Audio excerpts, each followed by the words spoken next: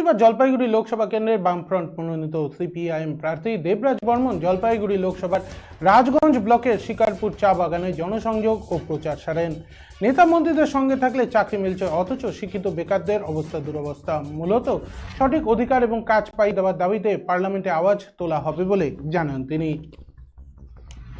আসন্ন লোকসভা নির্বাচনে জলপাইগুড়ি লোকসভা কেন্দ্রের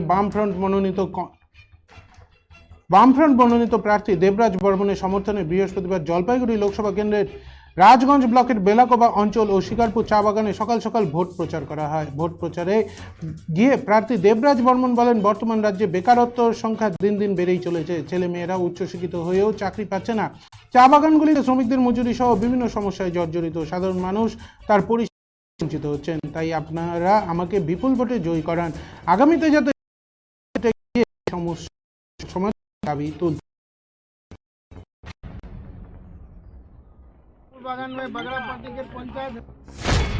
এবার আমরা যেটা দেখছি এখন সারা দেশে এবং সারা রাজ্যে, যে চারদিকে বেকারত্ব এবং হচ্ছে কর্মসংস্থানের অভাব।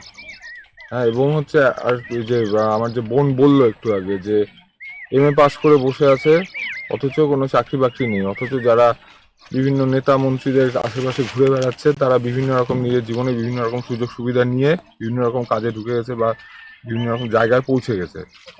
তো আমরা যেটা দেখছি যে সমাজটা মানে ভরে গেছে হচ্ছে দুর্নীতিতে। হ্যাঁ, রাজ্যে বলুন দেশে বলুন। তো সেই দুর্নীতির সবচেয়ে বড় শিকার কারা হচ্ছে, সবচেয়ে সহজ শিকার এবং সবচেয়ে বেশি মাত্রায় যারা সেই দুর্নীতির দ্বারা ক্ষতিগ্রস্ত হচ্ছে, সেটা হচ্ছে যুব সমাজ।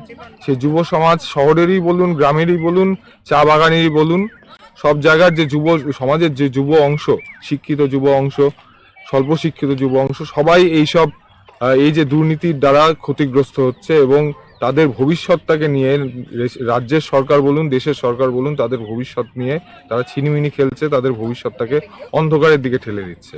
তো আমাদের দাবি এটাই যে আমরা একটি বিকল্প সমাজ ব্যবস্থার কথা বলছি, বিকল্প ব্যবস্থার কথা বলছি, যেখানে হচ্ছে শিক্ষান্তে মানে পড়াশোনা শেষে তার যে যোগ্যতা, সেই যোগ্যতা অনুযায়ী সম্মানীয় মজুরিতে এবং সম্মানীয় পারিশ্রমিকে তার একটি কাজ তাকে হচ্ছে দিতে হবে। এটা একটা জানেন, একবার যদি আইন হয়ে যায়, সেই আইন কোনো সরকার আসলেই সেই আইনকে চেঞ্জ করতে পারবে।